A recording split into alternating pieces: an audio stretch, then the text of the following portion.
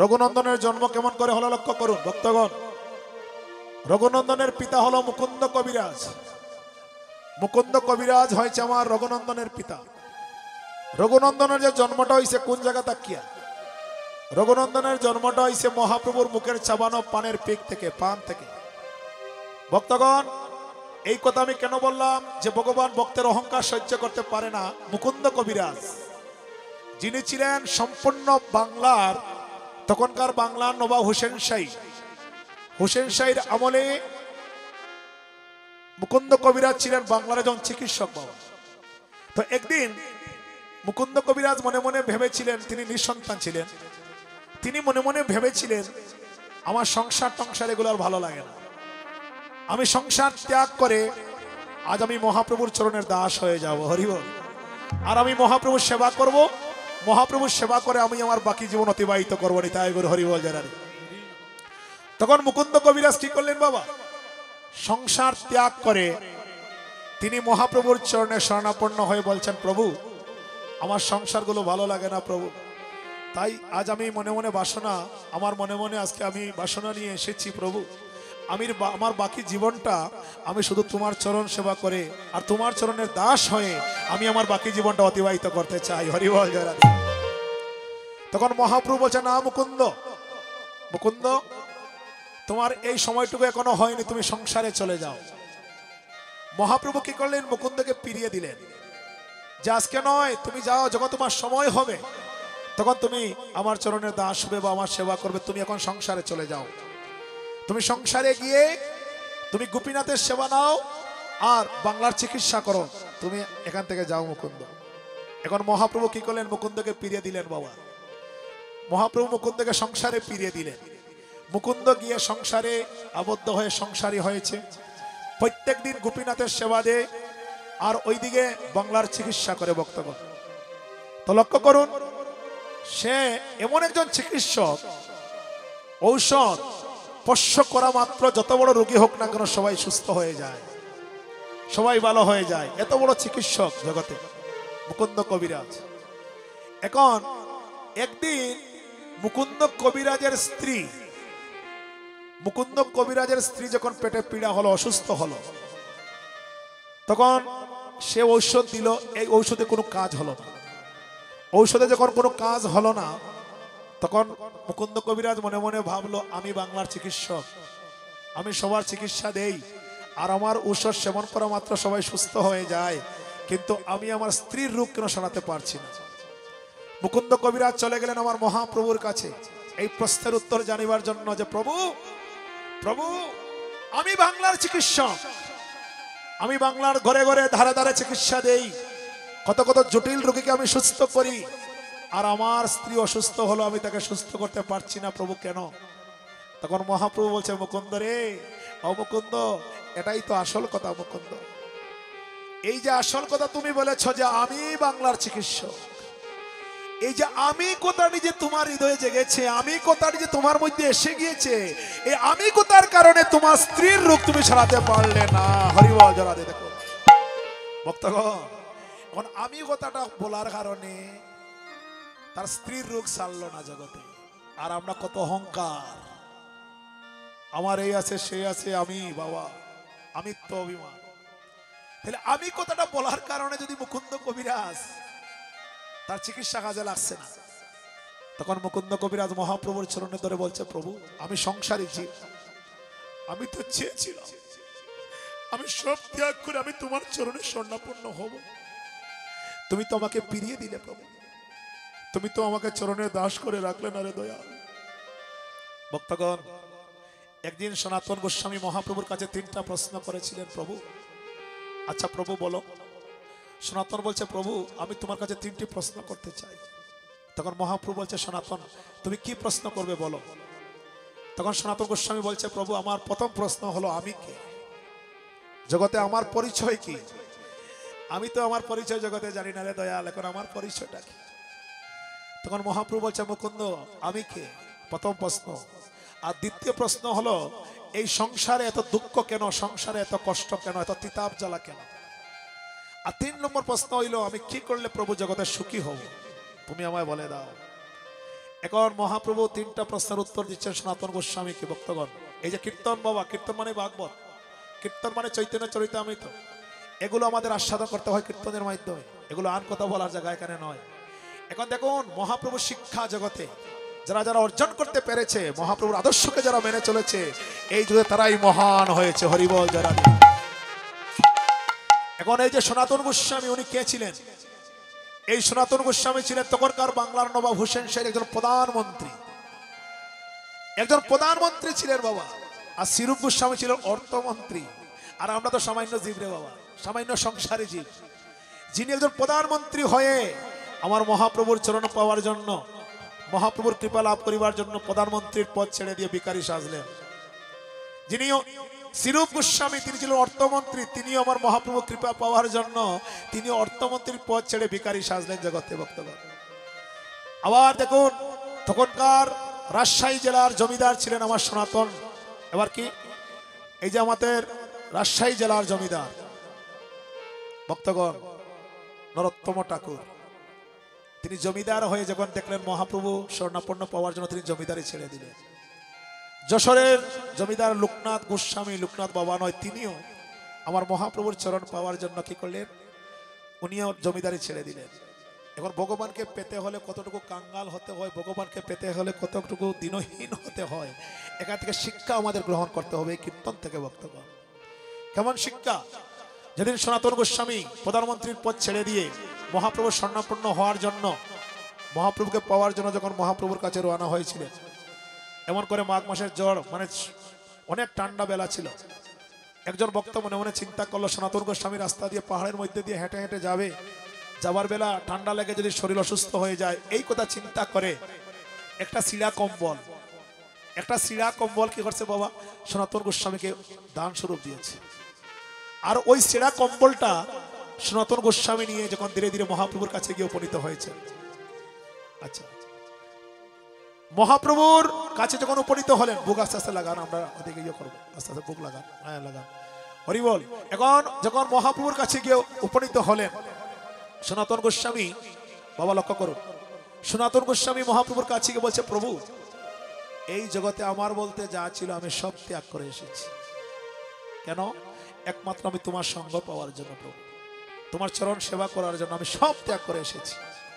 তখন মহাপ্রভু হেসে হেসে বলছে, সনাতন তুমি সব ত্যাগ করেছো? বলছে, হ্যাঁ প্রভু, আমার যা ছিল আমি সব ত্যাগ করেছি। আচ্ছা, তুমি যখন সব ত্যাগ করতে পারলে তাহলে তোমার গায়ে একটা ছিঁড়া কম্বল কেন? ভক্তগণ লক্ষ্য করছেন কথা? এটা তো আমাদের কথা নয় বাবা, মহাপ্রভুর কথা। তুমি যখন সব ত্যাগ করতে পারলে তাহলে তোমার গায়ে ছেঁড়া কম্বল কেন? তখন সনাতন গোস্বামী এই ছেঁড়া কম্বলটি একটা ভিখারিকে দান করে, ওই ছিঁড়া কম্বলটা এখন ভিখারিকে দান করে এসে মহাপ্রভুর চরণে লুটিয়ে পড়ে বলছে, প্রভু আমার বলতে আর কিছু রইল না রে, আমার বলতে যা ছিল আমি সব ত্যাগ করেছি, একমাত্র তোমার সঙ্গ পাওয়ার জন্য দয়া। তাইলে ভক্তগণ, এখানে এমন করে সহস্র প্রমাণ, হাজার হাজার প্রমাণ জগতে আমার ভগবান রেখে গেছে।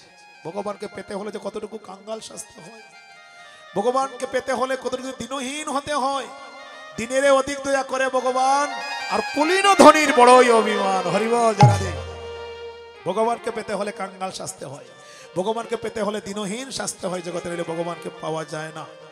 তো আমার যে কথা ছিল তিনটা প্রশ্ন, প্রথম প্রশ্ন হলো আমি কে? আমি কে? যদি আমি বলি, যদি আপনি আমাকে বলেন দাদা আপনার পরিচয় কি, আপনি কে? আমার পরিচয় দিতে গেলে আমি বলি আমি হয়েছি কুলাউড়ার বিদ্যুৎ দাস, এটা আমার পরিচয়। কিন্তু ভক্তগণ, এটা কিন্তু আমার আসল পরিচয় নয়। আমার আসল পরিচয় হলো আমি কৃষ্ণের নিত্য দাস। আমার আসল পরিচয় হলো আমি কৃষ্ণের নিত্য দাস ভক্তগণ। কিন্তু এই যে আমি কৃষ্ণের নিত্য দাস, এই কথাটা আমি ভুলে গিয়েছি জগতে। এই কথাটা আমি ভুলে গিয়েছি বলেই তো মায়া সংসার আমায় জড়িয়ে ধরেছে। হরিবল যারা দে, জীব কৃষ্ণ নিত্য দাস তাহা বলি গেল, আর মায়া সংসার তাহা জড়িয়ে ধরিল। হরিবল যারা দে, আমি যে ভগবানের নিত্য দাস, এই দাস কথাটা আমার কাছে নেই বাবা, আমি ভুলে গিয়েছি। এই জন্য শাস্ত্র বলছে, কৃষ্ণ বুঝিবার তোরে সংসারেতে আইনু, আর নিচে মায়া বদ্ধ হইয়া বিক্ষসম হইল। আমি তো এসেছিলাম কৃষ্ণ ভজন করিবার জন্য, আমি তো এসেছিলাম গোবিন্দের সাধন করিবার জন্য, কিন্তু আজকে মায়ার জালে বন্দী হয়ে আমার আসল দায়িত্ব কর্তব্যটুকু আমি ভুলে গিয়েছি। আচ্ছা, 2 নম্বর প্রশ্ন হলো, প্রভু সংসারে এত দুঃখ কেন, সংসারে এত কষ্ট কেন, এত তিতাব জ্বালা কেন? আজকে দেখবেন যাদের বিলিয়ন বিলিয়ন ডলারের মালিক তারা কি সুখী আছে জগতে? নাই। যারা হতদরিদ্র তারা কি সুখী আছে বাবা? নাই। তাহলে কেন রে বাবা এই অবস্থা? আমরা তো সবাই টাকার পিছনে ঘুরি, সবাই অর্থের পিছনে আমরা ঘুরি কেন? সবার মনে একটা অভিলাষ, যদি আমি আজকে 1 কোটি টাকার মালিক হতে পারি তাহলে আমি সুখী হয়ে যাব। যদি আমি বিলিয়ন বিলিয়ন ডলারের মালিক হতে পারি তাহলে আমার ছেলে বড় ভক্ত বড় মানুষ জগতে আর কেউ হবে না, আমি সুখী। বাবা অর্থ দিয়ে সুখী হয়? কৃষ্ণ কৃপা দেখুন, কৃষ্ণ বিনে সুখ দিতে নাহি অন্য জন, আর তাকে নেবা বিদ্যা বুদ্ধি কোটি কোটি ধন। হরিবল রাধে। একমাত্র কৃষ্ণ বিনে জগতের সুখ আর কেউ দিতে পারে না। যদি আপনার বিদ্যা বুদ্ধি কোটি কোটি টাকা থাকুক না কেন ভক্তগণ, যদি আমার ভগবানের কৃপা না হয় জগতের সুখী হওয়া যায় না। তখন আমার এই যে সনাতন গোস্বামী বলেছিলেন, এত দুঃখ কেন, এত কষ্ট কেন, এত ত্রিতাপ জ্বালা কেন দয়াল, তুমি আমায় বলে দাও। তখন আমার মহাপ্রভু বলছে, সনাতন সংসারে এত দুঃখ কেন, কষ্ট কেন জানো? কৃষ্ণ বলি সেই জীবনাদি বহিম, অতএব সংসার ও মায়া তারে দে দুঃখ। এটা আমার কথা নয়, এটা আমার কাছে আমার ব্যাপার নয়। জীব তার দুঃখ নিজে ডেকে আনে। যখন ভগবানের কাছ থেকে দূরে চলে যায়, যখন ভগবানকে ভুলে যায়, তখন মায়া সংসার তাকে দুঃখ দেয়, মায়া সংসার তাকে জগতে কষ্ট দেয়। হরিবল যারা দে। তখন বলেছিল, প্রভু গো আচ্ছা বুঝলাম, মায়া সংসার আমায় দুঃখ দেয়, মায়া সংসার আমায় কষ্ট দেয়, এখন সুখ কোথায় পাওয়া যায়, আনন্দ কোথায় পাওয়া যায়, শান্তি কোথায় পাওয়া যায়? তুমি আমায় এই প্রশ্নের উত্তরটা দাও প্রভু। আমি কোথায় গেলে সুখ পাবো, আমি কোথায় গেলে শান্তি পাবো, আমি কোথায় গেলে আনন্দ পাবো? তুমি আমায় এই কথার প্রশ্নের উত্তরটা একবার বলে দাও। তখন মহাপ্রভু বলছে, সনাতন বাইরে সাধু সঙ্গ করো ভালো করে, সাধু সঙ্গ করো ভালো করে, এব সংসার মাঝে পরম আনন্দ পাবে আমার গৌরনীতাই চরণ বজিলে। হরিবল জয় রাধে। একমাত্র সুখী হওয়া যায় যদি আমরা সাধু সঙ্গ করতে পারি, যদি আমরা বৈষ্ণবের সঙ্গ করতে পারি, যদি আমরা গৌরনীতাই চরণ ভজন করতে পারি, তাহলে জগতে সুখী হওয়া যায়, ধনী হওয়া যায়। যে ধন কখনো জগতে পুরায় না বাবা, যে ধন কখনো জগতে শেষ হয় না। আমরা ধন কাকে বলি? আমরা ধন বলতে আমরা বুঝি টাকা পয়সা বাড়ি গাড়ি এগুলো, কিন্তু কৃষ্ণ ভক্তের ধন কি বাবা?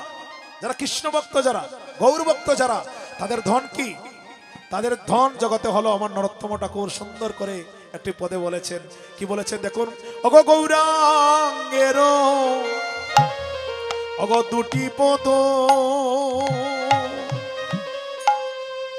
অগ জারদন অগ সম্পদ।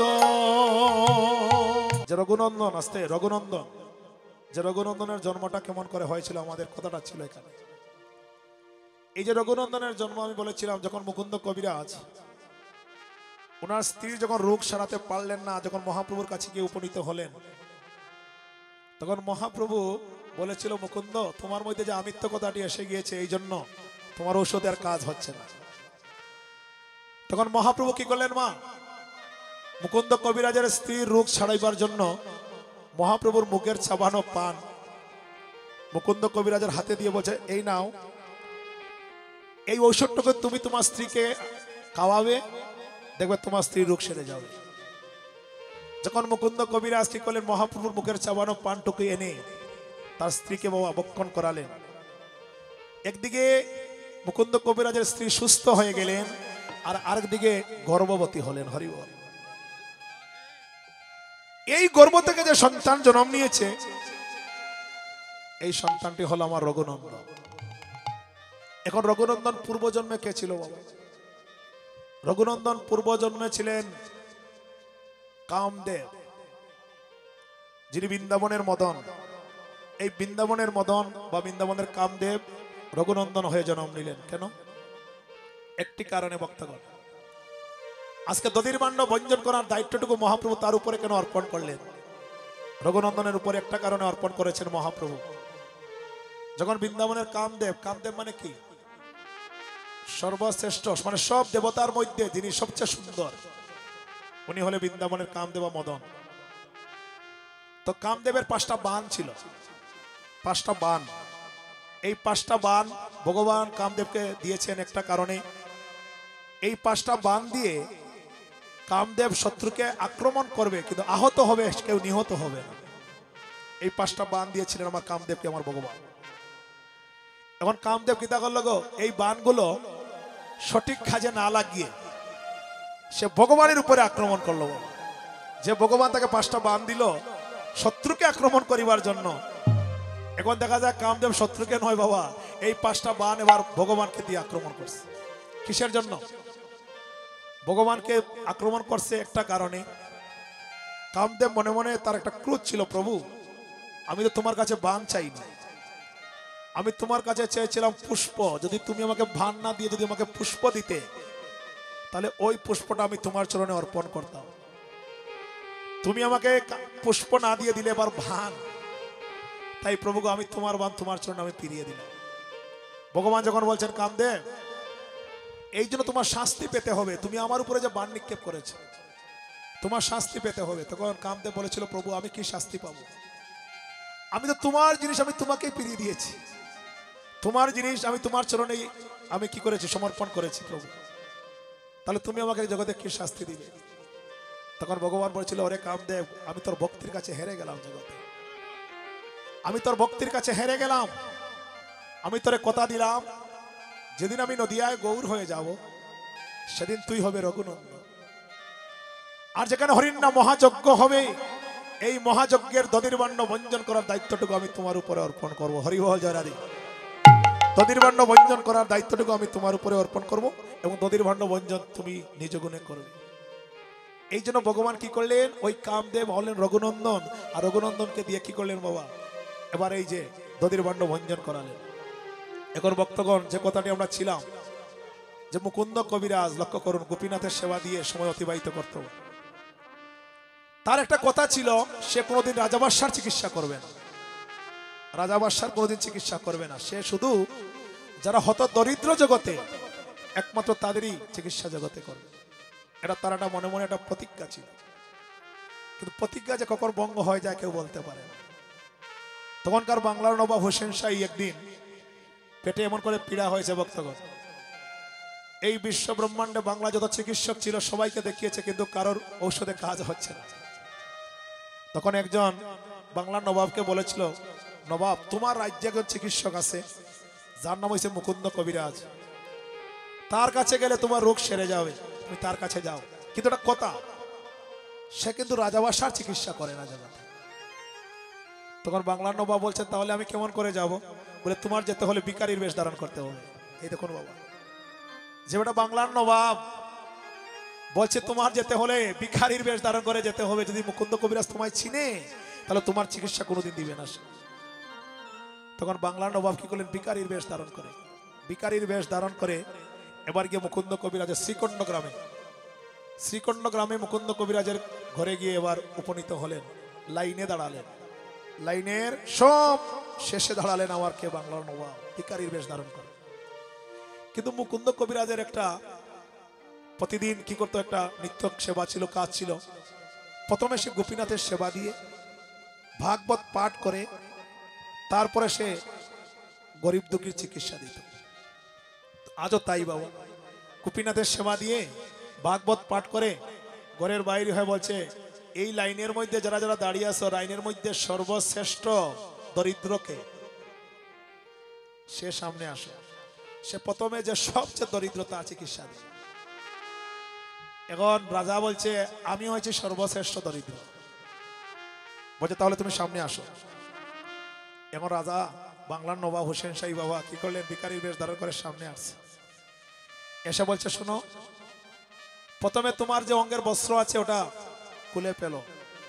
বাংলার নবাব অঙ্গে যে বস্ত্র ছিল এটা খুলছেন, তুমি মাটিতে শুয়ে যাও। এখন বাংলার নবাব মনে মনে বাবা মুকুন্দ, আমি যে বাংলার নবাব তুমি আমার চিনছো না, যদি তোমার ঔষধ যদি খাজ না হয় তাহলে তোমার একদিন আর আমার একদিন। আমি যে ভিখারি সাজিয়ে আইছি তুমি আমার চিন্তায় বাড়তে না, জেলা কইরে আমি ওলা করি, আর কিন্তু ঠিক আছে যদি ঔষধে খাজ না হয় বাবা তাইলে কিন্তু তোমার দেখাইব। এখন দেখা যায় গো মা, মুকুন্দ কবিরাজ যখন সবকিছু কুলিয়া, যখন এবার মুকুন্দ কবিরাজের অঙ্গনে যখন শুইছে, শুয়া মাত্র দেখা যায় তার রোগ আস্তে আস্তে সারি যায়, শুয়া মাত্র। এখন কিন্তু ঔষধ লাগছে না বাবা। এখন তখন মুকুন্দ কবিরাজ কে বলছে বাংলার নবাব, মুকুন্দ বলে কি, তোমার উঠানে শোয়া মাত্রই আমার রোগ সেরে যাচ্ছে, কারণ কি? তখন মুকুন্দ কবিরাজ বলছে, শোনো, আমার মনে হয় এখানে কোনো রোগীকে ঔষধ দিতে গিয়ে একটা ঔষধ এখানে পড়েছে, আর এই ঔষধটা তোমার অঙ্গে লেগেছে, এর তোমার রোগ ধীরে ধীরে সেরে যাচ্ছে। ভক্তগণ, দেখা গেল বাবা মুকুন্দ কবিরাজ সুস্থ হয়ে গেল।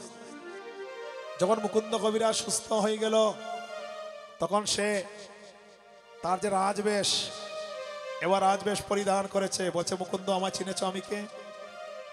বলে, আপনি তো বাংলার নবাব। বলে, হ্যাঁ, আমি বাংলার নবাব হোসেন শাহ। বলছে, হুজুর, আপনি কেন এখানে? আমার তো কথা ছিল আমি কোনোদিন রাজাবাদশার চিকিৎসা করব না। হরিব জানাদে, আমার কথা ছিল আমি হতদরিদ্র চিকিৎসা করব, কিন্তু আজকে তোমার চিকিৎসা করলাম, রাজাবাদশার চিকিৎসা করলাম। মুকুন্দ কবিরাজ দৌড়ে গিয়ে মহাপ্রভুর চরণের পতিত হয়ে বলছে, প্রভু, প্রভু। নয়ন জলে কেঁদে কেঁদে বলছে, দয়াল, আমি তো চেয়েছিলাম কোনোদিন রাজাবাদশার চিকিৎসা করব না, তুমি আমাকে দিয়ে রাজাবাদশারও চিকিৎসা করালে প্রভু। তখন মহাপ্রভু বলছে, মুকুন্দ রে, মুকুন্দ, যাও, এবার হইছে, তা মন খারাপ করে লাভ নাই। হ্যাঁ, তুমি ছিলে না, তুমি প্রতিজ্ঞা করেছিলে বাংলার চিকিৎসা, রাজাবাদশার চিকিৎসা করবে না, মহাপ্রভু তোমাকে দিয়ে করিয়েছে, এটা মন খারাপ করার কিছু নেই মুকুন্দ। এখন প্রভু বাংলার নবাব বলছে, বাংলার নবাব বলছে, মুকুন্দ এত বড় একজন কবিরাজ, আর এই কবিরাজ দেবীপুর গ্রামে তা বইতে হইতো না, তোমার আমরা ঢাকা চলে যাই রাজধানী। এখন বাবা যখন রাজধানীর কথা যখন শুনছে মুকুন্দ কবিরাজ, তখন নয়ন জলে কাঁদছে আর আমার মহাপ্রভুকে স্মরণ করছে, প্রভু গো, আমি তো জগতে, আমি রাজ দরবার ভালোবাসি না, আমি তো রাজাবাদশার দরবার এগুলো জগতে আমি ভালোবাসি না, আমি হত দরিদ্রকে জগতে ভালোবাসি, তুমি আমাকে এখন ঢাকা শহরে পাঠাচ্ছ আমাকে, দয়ালে রে। এই কথা বলে যখন নয়ন জলে কাঁদছে, তখন মহাপ্রভু বলছে, যাও মুকুন্দ, প্রভুর যখন আদেশ হয়েছে তুমি যাও, সময় হলে তুমি আবার ফিরে আসবে। আজকে দেখুন ভক্তগণ, বাংলার নবাব হোসেন শাহী মুকুন্দ কবিরাজকে নিয়ে তার রাজদরবারে চলে যাচ্ছে। কিন্তু মুকুন্দ কবিরাজ এবার কি করলেন, রাজাকে একটা প্রতিজ্ঞা করালেন, হুজুর আমি যাব, একটা শর্ত। বলে, কি শর্ত বলো? যে আমি তোমার রাজদরবারে থাকবো না, আমাকে রাজদরবারের পাশে একটি কুড়ে ঘর করে দিবে, আমি ওই কুড়ে ঘরে আমি থাকবো, আর এখানে থেকে আমি গোপীনাথের সেবা দিব, আর আমি গরিব দুঃখের চিকিৎসা করবো। নিতাই গৌর হরিবল জয় রাধে। ঠিক আছে, তুমি যখন আমার রাজদরবারে থাকবে না, তুমি যখন আমার রাজদরবারের পাশে কুড়ে ঘর করে থাকবে, ঠিক আছে, আমি তোমাকে একটা কুড়ে ঘর করে দিব। তখন বাংলার নবাব কি করলেন মায়েরা, বাংলার নবাব রাজদরবারের পাশে একটা কুড়ে ঘর করে দিলেন, আর ওই কুড়ে ঘরের মধ্যে মুকুন্দ কবিরাজ প্রতিদিন আমার গোপীনাথের সেবা দিচ্ছে, প্রতিদিন গোপীনাথের সেবা দিচ্ছে, আর গরিব দুঃখের চিকিৎসা করছে। এমন করে করে তার দিন অতিবাহিত করছে। ভক্তগণ, অনেকদিন গত হয়ে গেল। যখন অনেকদিন গত হয়ে গেল, তখন বাংলার নবাবের মনে পড়ে গেল মুকুন্দ কবিরাজের কথা, যে আজকে অনেকদিন হয়ে গেল আমি আমার চিকিৎসকের সঙ্গে আমার দেখা হয়নি, হ্যাঁ, আমার কবিরাজের সঙ্গে আমার দেখা হয়নি, আজকে আমি একটু যাই, গিয়া দেখি আমার কবিরাজ কেমন আছে। এবার মুকুন্দ কবিরাজ এমন করে গোপীনাথের সেবায় ডুবে আছে। বাবা, আমার গোপীনাথকে যেন মনের মতো করে সাজাচ্ছে, মনের মতো করে সাজাচ্ছে, আর মনে মনে ভাবছে, গোপীনাথ, আজ আমি তোমাকে যতই দেখছি যেন আমার ততই ভালো লাগছে, আজকে আমি তোমাকে যতই দেখছি যেন আমার কাছে তোমাকে নতুন নতুন মনে হচ্ছে। গোপীনাথ, দেখো গোপীনাথকে সাজাচ্ছে, আর মনে মনে ভাবছে, গোপীনাথ, প্রতিদিন আমি তোমাকে যেমন করে দর্শন করি, আজকে তোমাকে দর্শন করে আমার তেমন মনে হচ্ছে না গোপীনাথ, যেন আমার কাছে নতুন নতুন মনে হচ্ছে গোপীনাথ। ওইদিকে বাংলার নবাব এসেছে কবিরাজকে দর্শন দেখার জন্য, কিন্তু এবার মুকুন্দ কবিরাজ আমার গোপীনাথের সেবায় ডুবে আছে, মন প্রাণ সব কিছু দিয়ে আমার গোপীনাথের সেবায় ডুবে আছে। বাংলার নবাব এবার দুয়ারে দাঁড়িয়ে বলছে, কবিরাজ, কিন্তু কবিরাজের লক্ষ্য ওই দিকে নাই। কবিরাজের লক্ষ্য কোন দিকে মা? কবিরাজের লক্ষ্য হলো গোপীনাথের দিকে। হরিব বাবা এমন করে গোপীনাথের সেবা দিচ্ছে, আর আমার গোপীনাথকে মনের মতো করে সাজাচ্ছে। কিন্তু বাংলার নবাব যখন ডেকে ডেকে বলছে, মুকুন্দ, হঠাৎ করে যখন মুকুন্দ নাম যখন কর্ণমূলে প্রবেশ করলো, মুকুন্দ যখন পিছন ফিরে তাকিয়ে দেখলো, এবার বাংলার নবাব যখন বাংলার নবাবকে দর্শন করলো, সে অজ্ঞান হয়ে পড়ে রইল। এখন বাংলার নবাব মনে মনে ভাবে, এই কবিরাজ আমার দেখে অজ্ঞান হইল কেন? কিন্তু বাবা তার যে ভক্তিতে একটু বাধা সৃষ্টি হয়েছে। মুকুন্দ কবিরাজের যে দেহ মন প্রাণ সবকিছু আমার গোপীনাথের সেবায় ডুবে আছে, কিন্তু বাংলার নবাব যখন মুকুন্দ বলে ডেকেছিল তার বজনে একটু বাধা সৃষ্টি হয়েছে, এই জন্য সে অজ্ঞান হয়ে পড়ে রইল। এখন বাংলার নবাব বলছে তার জল ছিটিয়ে কোন রকম জ্ঞান ফিরিয়ে আনলেন, এনে বলছে আচ্ছা কবিরাজ তুমি আমাকে দেখে অজ্ঞান হলে কেন? এখন কিন্তু মুকুন্দ কবিরাজ বাবা আসল কথাটি না বলে এবার অন্য কথা বললেন, বলছেন মহারাজ আমার কিন্তু একটা রোগ আছে। বলে কি রোগ? আমার মির্গি রোগ, আমি কখন যে কি হয়ে যায় আমি বলতে পারি না। তোমার বাংলার নবাব বলছে মুকুন্দ যদিও আমার সঙ্গে তুমি মিথ্যা কথা বলছো আমি জানি তোমার কি হয়েছে, আমি জানি তুমি এমন করে কেন অজ্ঞান হলে আমি জানি মুকুন্দ, যদিও তুমি আমাকে বলছো না। মুকুন্দ রে, আমি তোমাকে আমার রাজ্যে, তোমাকে আমার রাজপ্রাসাদে আটকে রেখে আমি যে অপরাধ করেছি আমি বুঝতে পারিনি মুকুন্দ। তোমার মতো এমন একজন ভক্ত আমার রাজ্যে আছে, তোমার মতো এমন একজন কৃষ্ণ ভক্ত আমার রাজ্যে আছে, আমি জানতে পারিনি। আমি তোমার চরণে বড় অপরাধী করেছি। আরে মুকুন্দ তুমি আমায় ক্ষমা করে দাও, তুমি আমায় ক্ষমা করে দাও মুকুন্দ, তুমি আমায় ক্ষমা করো। আমি তোমার ভজনে আমি বাধা দিয়েছি রে মুকুন্দ, তুমি কৃপা করো, আশীর্বাদ করো।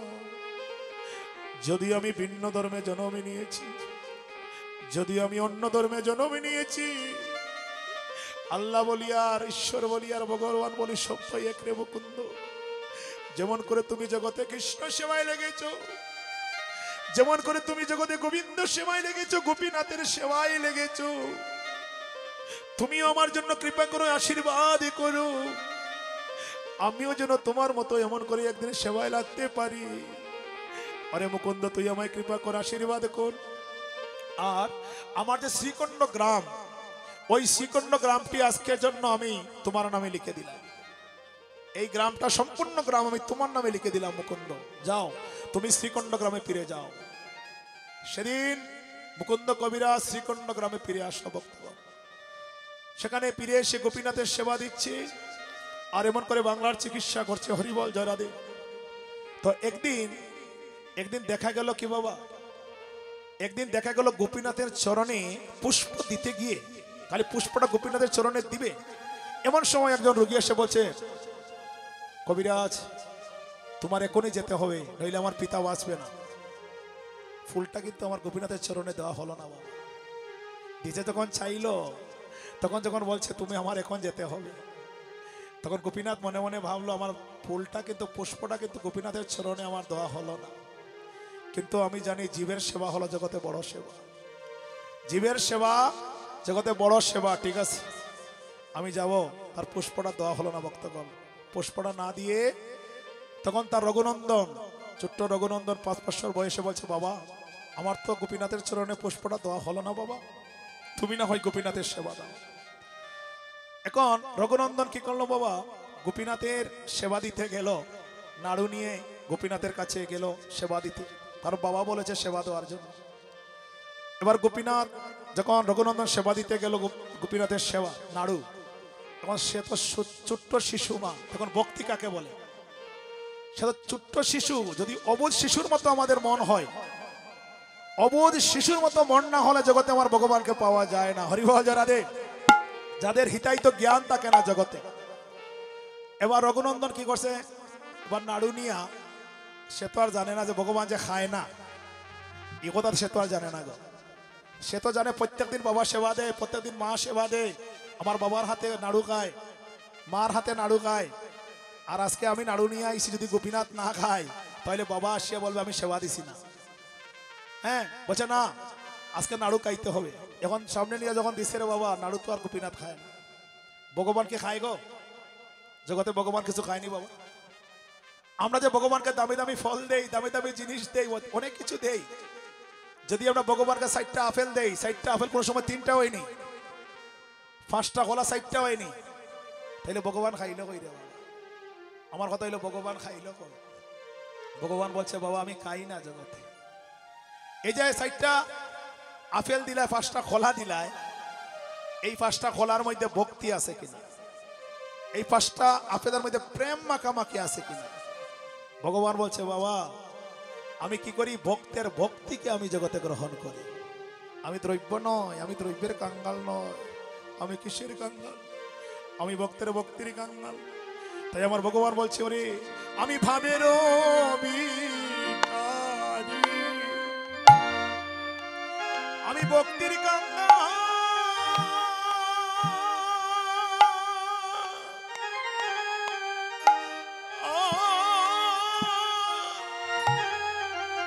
আমি দ্রব্যের কাঙ্গাল, আমি নাহিরি,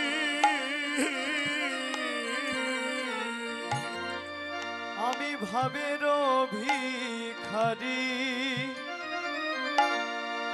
ওরে ভক্তির কাঙ্গাল,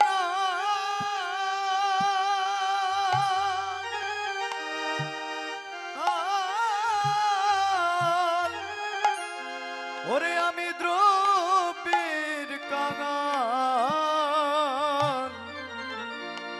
নয় রে। ওরে ভক্তি মরে যে ডাকি,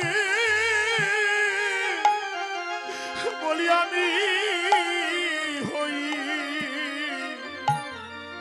ওই তার রে। ওরে ভক্তি মরে যেজন ডাকে, ওরে আমি হই তার রে। ওরে বলি আমায় ভক্তি মরে অগো যে ডাকে, বলি আমি হই আমি তার রে। ওরে আমায় ভক্তি মরে যেজন ডাকে, ওরে আমি হই তার রে। ও ভাই বলি ভক্তের ভক্তের ভক্তির ডুরে, আরে বাধা আমি ভক্তের ভক্তির ডুরে, ওরে বাধা আমি, আরে ভক্তের ভক্তির ডুরে অগো বাধায় আমি।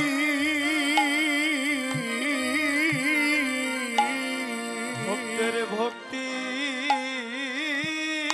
ডুরে, ওরে বাধায় আমি। আমার ভক্ত যেমনি গুরু, আমি তেমনি গুরি, আমি ভক্তের ভক্তির ডুরে অগো বাধা আমি। আমার ভক্ত যেমনি গুড়ায়, আমি তেমনি গুড়ি, আমার ভক্তের ভক্তির ডুরে ওরে বাধা আমি। অগো ভক্ত যেমনি গুরু,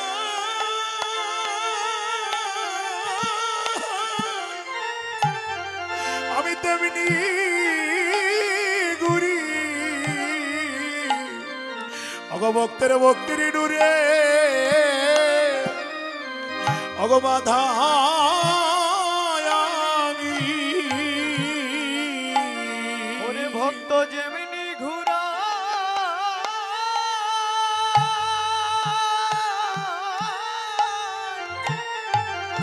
ওরে আমি তেমনি ঘুরি, ভক্তের ভক্তির ডুরে, ভক্তি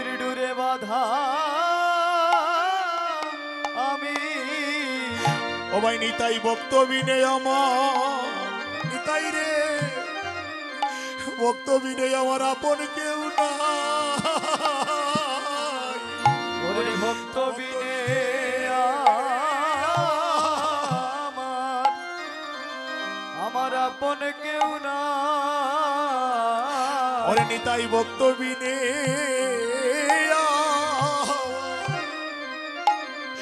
আমার আপন কেউ নাই ওরে ভক্ত বিনে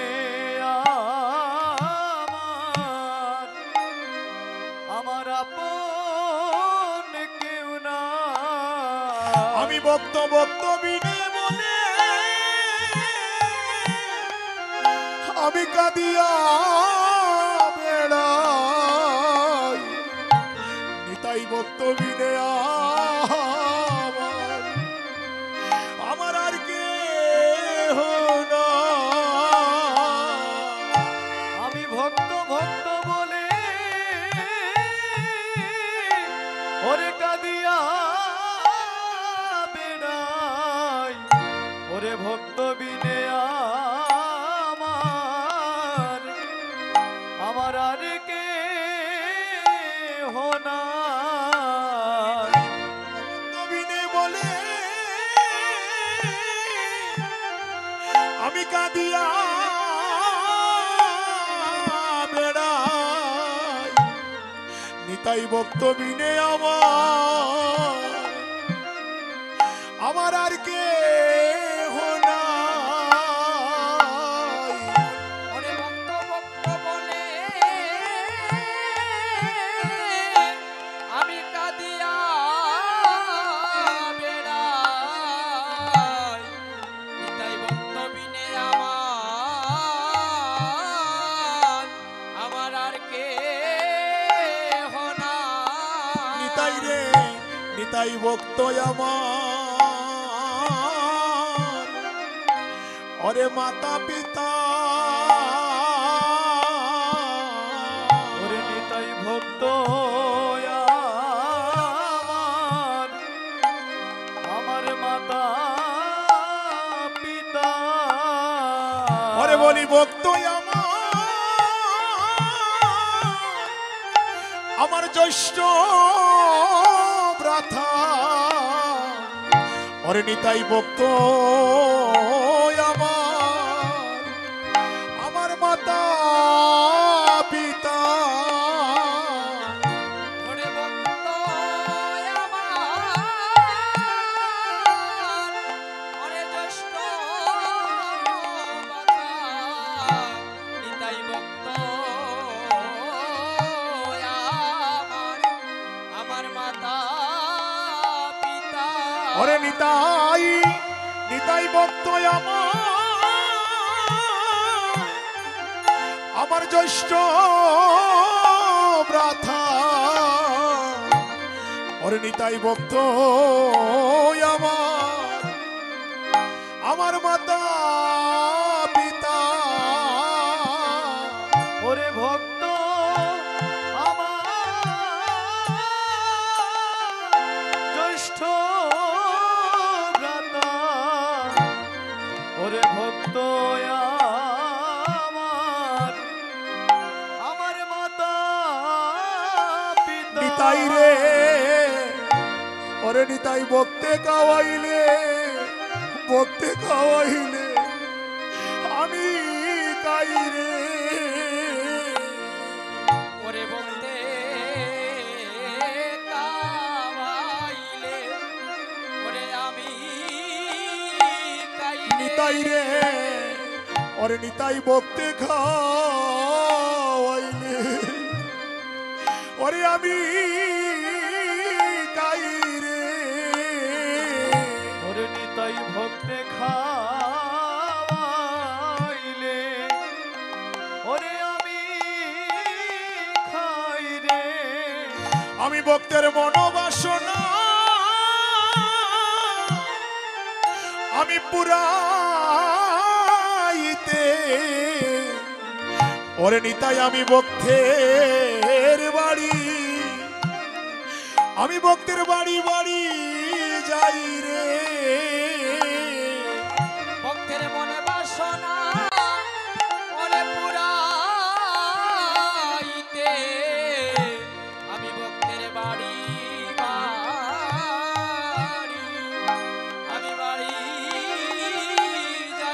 ওরে নিতাই ভক্তের মনোবাসনা ওগো পুরাইতে আমি ভক্তের দ্বারে দ্বারে দ্বারে দ্বারে আমি যাই রে। ভক্তের মনে বাসনা ওরে পুরাইতে